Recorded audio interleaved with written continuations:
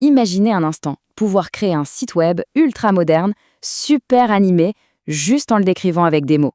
Fini, les lignes de code à n'en plus finir. Aujourd'hui, tout part d'une simple idée, d'un prompt, comme on dit. Et la question qui se pose, c'est et si créer un site web devenait aussi simple que de raconter un rêve? Eh bien, ce n'est plus de la science-fiction. Toutes les barrières techniques, le besoin d'avoir des équipes de développeurs, les semaines d'attente, tout ça, c'est en train de s'effacer. La création de sites web est en train de devenir quelque chose de beaucoup plus intuitif et, franchement, accessible à bien plus de monde. Regardons un peu le avant-après. D'un côté, on avait la méthode classique, du code à la main, des équipes entières, des semaines de boulot. Et de l'autre, maintenant, la méthode IA, quelques prompts, des images, et c'est un créateur, tout seul, qui peut monter un site complet en quelques heures. Le changement est juste radical. Voilà, l'IA qui change le web design. Et attention, ce n'est pas juste une histoire d'outils, c'est le rôle même du créateur qui est en train de basculer. On passe de bâtisseur, celui qui met les mains dans le cambouis, à metteur en scène. On ne code plus brique par brique, on dirige une équipe d'IA. En fait, le nouveau job du créateur, ce n'est plus d'écrire le code, c'est d'avoir une vision et de savoir l'exprimer clairement. La compétence qui compte vraiment maintenant, c'est cette capacité à formuler une idée créative. La direction artistique, en somme, prend le pas sur la pure technique. Alors concrètement, comment on fait pour donner vie à un site web comme ça? Comment on parle à un designer qui a une IA? Eh bien, tout repose sur un nouvel art, une nouvelle compétence, l'art du prompting. Et attention, on ne parle pas juste d'écrire du texte. La clé, c'est ce qu'on appelle le prompting multimodal. C'est un peu un jargon, mais l'idée est simple. On va utiliser un mélange de plein de choses. Des descriptions textuelles, bien sûr, mais aussi des images de référence qu'on trouve sur des sites comme Dribbble, et même des captures d'écran d'interface. En gros, c'est comme si on donnait un brief créatif, super détaillé, à un designer.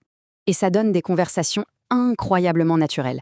Par exemple, on peut dire à l'IA, ajoute ces deux éléments d'interface, il devrait utiliser le même effet de verre liquide que celui qu'on a déjà pour la barre de navigation, et le texte, évidemment, il doit être blanc. C'est fou, non? On ne code plus, on dialogue. On donne des instructions très précises, comme on le ferait avec un collègue, et l'IA s'exécute. Mais ce qu'il faut bien comprendre, c'est qu'on n'utilise pas un seul outil magique qui fait tout. Non, en réalité, c'est tout un écosystème d'outils interconnectés.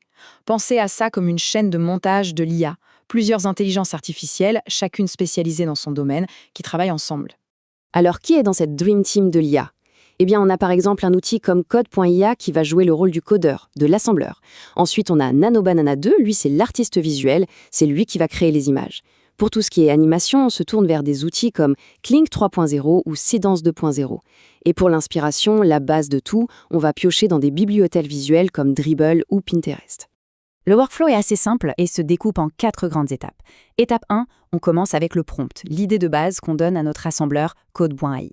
Étape 2, on a besoin de visuels uniques. Là, on fait appel à notre artiste IA, Nanobanana 2, pour générer des images, des fonds vidéo. Étape 3, on affine tout ça. On va animer les éléments, utiliser des captures d'écran pour dire à l'IA « place-moi cet élément ici avec ce style-là ». Et enfin, étape 4, on construit. On demande à l'assembleur de mettre tout ça ensemble, de créer les différentes sections du site, et puis on recommence. On affine jusqu'à ce que ce soit parfait. Ok, c'est génial de pouvoir créer des sites pareils. Mais la vraie question, c'est comment on transforme ça en business? Comment on trouve des clients? La réponse, elle se trouve en grande partie sur les réseaux sociaux, grâce à un effet d'entraînement bien pensé.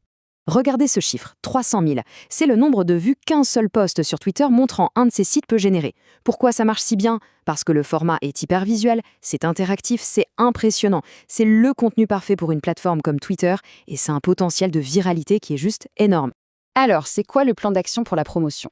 En fait, c'est assez simple, mais super efficace. D'abord, on enregistre une vidéo du site final, bien fluide, bien interactive. Ensuite, on la package avec un outil comme Shots.so pour que ça ait l'air vraiment pro. On surfe sur les sujets qui buzzent, on utilise les bons tags sur Twitter, on poste souvent, de manière régulière, et le petit truc qui change tout, l'appel à l'action, le fameux réserver un appel, on ne le met pas dans le post principal, mais dans les réponses. Ça, c'est pour ne pas casser l'algorithme et maximiser la portée. Tout ça nous amène à une question plus large. C'est quoi l'avenir de la création avec ces outils? On est clairement en train d'entrer dans une nouvelle ère. L'IA n'est plus juste un outil qu'on utilise, c'est un véritable copilote qui travaille à nos côtés. Et le point vraiment important à retenir, ce n'est pas un outil en particulier qui est révolutionnaire. Non, la vraie innovation, c'est l'écosystème. C'est la façon dont tous ces outils communiquent entre eux. C'est comme avoir une agence de création numérique à la demande qui ne dort jamais. Et au final, à quoi ça sert tout ça? La citation le résume parfaitement. De cette façon, on peut développer son portfolio, on peut construire sa marque et on peut trouver des clients par ce biais. C'est un levier incroyable pour les créateurs qui veulent se lancer en solo, construire leur réputation et développer leur activité. Et ça nous laisse avec une question fondamentale pour la suite. Si l'intelligence artificielle prend en charge le comment faire, alors quelle devient la nouvelle mesure de la créativité humaine? Est-ce que c'est la vision, l'originalité de l'idée, ou peut-être tout simplement la capacité à poser les bonnes questions à la machine? C'est tout l'avenir du travail créatif qui se joue maintenant. Voilà, merci d'avoir suivi cette analyse.